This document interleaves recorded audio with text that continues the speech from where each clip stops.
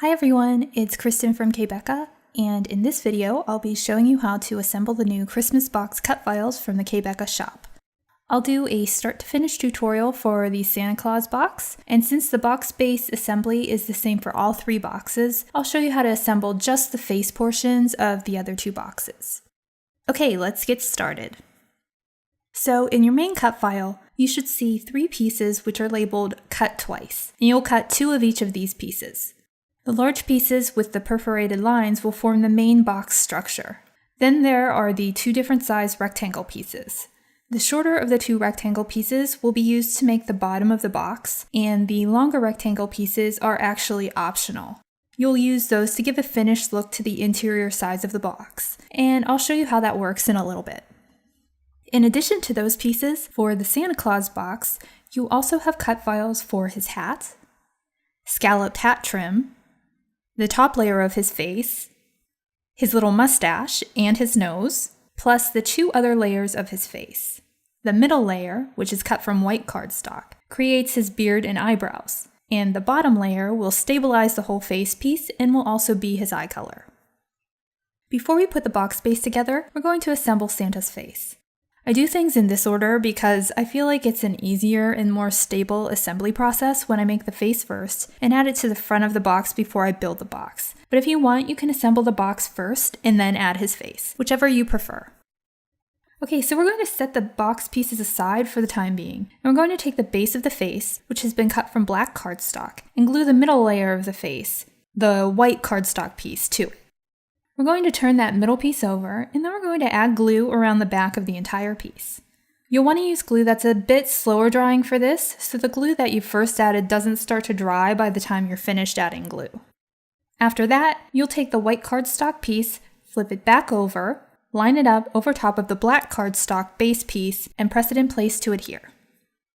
The next thing that we're going to do is layer the top piece, which is cut from a peachy pink cardstock, on top. First, flip the piece over, then add glue all around the back, just like we did with the last piece, and make sure that you don't add glue to the ear areas since those won't need to be glued to anything. After you're finished adding glue to the back of this piece, flip it over, center it, and line it up at the top over the two pieces that we glued together earlier.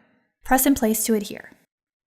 You'll notice on this top piece that there are a few areas where slits are cut. The center slit, which looks like a half oval, will allow you to perfectly align his nose when you glue it in place, and the two slits under his eyes will allow you to do the same with his little mustache. We want to attach his mustache first, so we'll add glue to the back of the mustache piece, line it up right with the slits under his eye area, and press it in place to adhere. Then do the same with the nose piece and glue it in place after you line it up with the slit for the nose. After that, we want to make his hat, so first we'll take the red cardstock piece, add glue to the back, flip it over, and line it up right at the top of the face. Press in place to adhere. Before we glue the hat trim piece, I want to make sure that I'll be adding glue to the correct side since this piece isn't 100% symmetrical, so I'll just place that under the red hat piece to make sure that it will fit in there perfectly. After I've made sure that it does, I'll flip it over, add glue to the back, flip it back over, and press it in place under the red hat piece to adhere. After this, his face is done, and now I'll bring the box pieces back in so we can start putting everything together.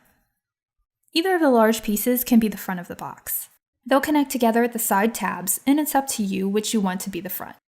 I'll choose one, and then what I want to do is attach the face piece to the larger panel on the piece.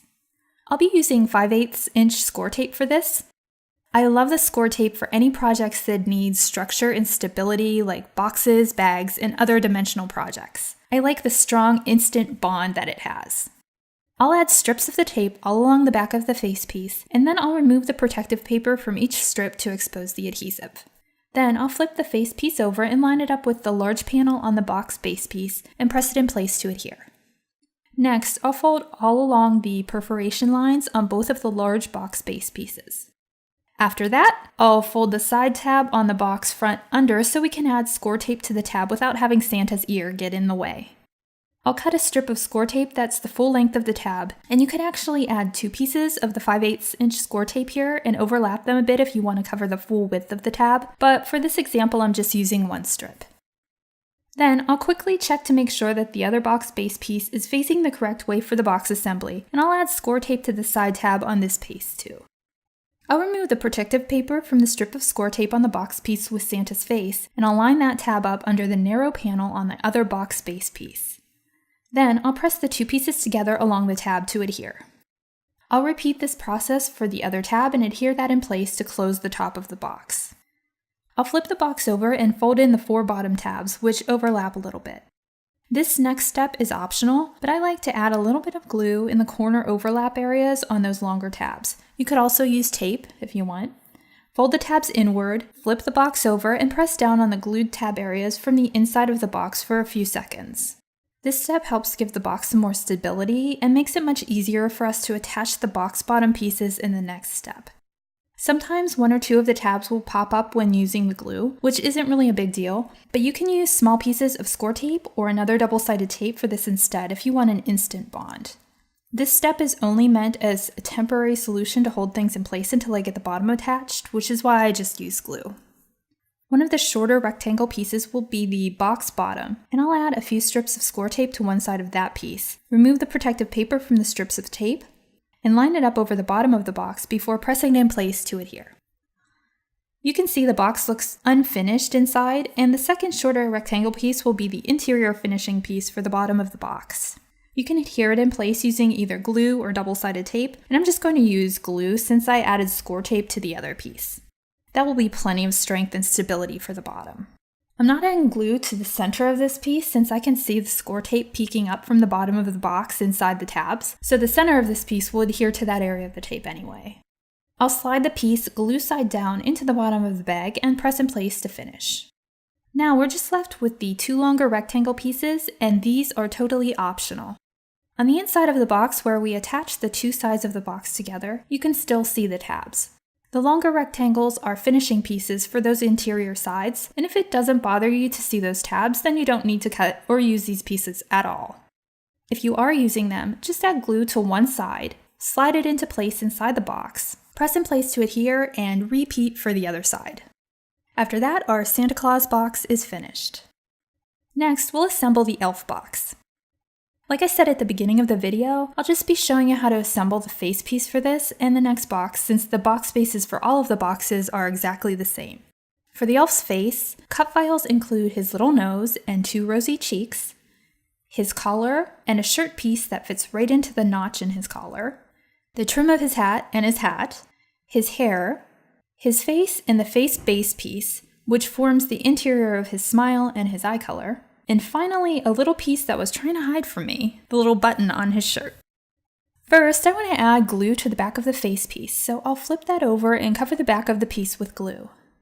Just like with the Santa Claus box, you don't want to add any glue to the ear areas since those won't need to be adhered to anything. After I'm finished adding glue, I'll flip the piece over, line it up over top of the face base piece, and press it in place to adhere. You'll notice a few slits that have been cut out on his face too, and those are for perfectly lining up his nose and cheeks. We'll add glue to the backs of each of those pieces, line them up right at the corresponding slits, and press them in place to adhere. Next, we'll add glue to the back of the collar piece, line that up right at the bottom of the face piece, and press it in place. We'll do the same with the triangle shirt piece, and we'll finish that area by gluing the button over the center of the shirt piece. Now we'll move on to his hat. And we'll add glue to the back of the hat piece and line it up at the top of his face before pressing it in place. Before we add glue to the hat trim piece, quickly slide it into place under the hat piece to make sure it's a perfect fit. Then add glue to the back of the piece and adhere it in place. Actually, this guy looks pretty cute as is, so if you want to skip adding the hair, you can totally do that. I'll add glue to the back of the hair piece and glue that in place right under the hat trim. After that, his face is finished, and we'll add Scor Tape to the back of the piece and adhere it to the front of one of the large panels on the box before assembling the rest of the box, just like we did earlier with the Santa Claus box. I won't make you sit through that whole process again, so we'll pop ahead to the finished box. He's quite a little cutie, isn't he? The final box is the reindeer box, and the box base pieces for this box are exactly the same as for the other 2 boxes. I didn't cut those longer rectangle finishing pieces for this one. I cut the face base piece for this box from a piece of Black Adhesive Backed Cardstock, which is why you see all of the ripped looking white edgy pieces there. My die cutting machine cut cleanly through the cardstock, but just didn't cut the whole way through the backer paper. In addition to the face base piece, cut files include the 2 little antler pieces, the nose, the strap for his bow tie, the bow tie base, and the bow tie knot. Because of the antlers and cute floppy ears, the main reindeer face piece is wider than 8.5 by 11 inches. So this piece will need to be cut from a 12 by 12 inch piece of cardstock, unlike the faces for the other 2 boxes, which can both fit an 8.5 by 11 inch piece of cardstock. But if you don't have a Silhouette Cameo or another die cutting machine that cuts that large, you can always scale down the whole project to fit an 8.5 by 11 sheet. Like the face pieces for the earlier 2 boxes, the reindeer also has a few slits cut into it, so you can perfectly line up his nose, the strap of his bow tie, and the bow tie. I'll show you how that works in just a little bit. First, we'll flip the main face piece over and add glue to the back. Be sure not to add glue to the ear and antler areas because they won't be adhered to anything on the back. After we're finished adding glue, we'll flip the piece back over, line it up over the face base piece, and press it in place to adhere. Then we'll add glue to the back of each antler, line each up over top of the corresponding antler on the main face piece, and press them in place. Next, we'll add glue to the back of his nose and line that up right under the nose slit on the main face piece. After that, we'll line the bottom of the bow tie strap up right over the small horizontal slit on the main face piece. Be sure to line the bottom of the strap up to that slit, not the top. I'm double checking placement before I add glue with both the bow tie strap and the bow tie. Then I'll add glue to the strap and glue that in place, and I'll add glue to the bow tie next and line that center area up with the corresponding slit before pressing it in place to adhere. To finish, I'll add glue to the back of the bow tie knot piece, line it up over the bow tie, and glue it in place. If you want, you can also bend the sides of the bow tie toward you to give the piece a little bit of dimension. Now we're ready to adhere his face to the front of one of the large panels on the box base before assembling the rest of the box, just like we did earlier with the other 2 boxes. Again, I don't want to bore you by making you sit through the whole box making process again since it's the same for all of the boxes, so we'll pop ahead to the finished box. Now that we're finished with these super fun boxes, they're ready for your gifts, treats, cookies, and other holiday goodies. The finished boxes are 6 inches wide by 7 inches tall, so they'll fit lots of good stuff. I hope that you found this video helpful in putting together your Christmas character bag boxes. You can find a full list of supplies used for the boxes in the description area below, or in the area below the video if you're watching on k.becca.com. I hope that you enjoyed this video, and please give it a thumbs up if you found it to be helpful. Thanks for watching, and I hope you'll tune in again soon.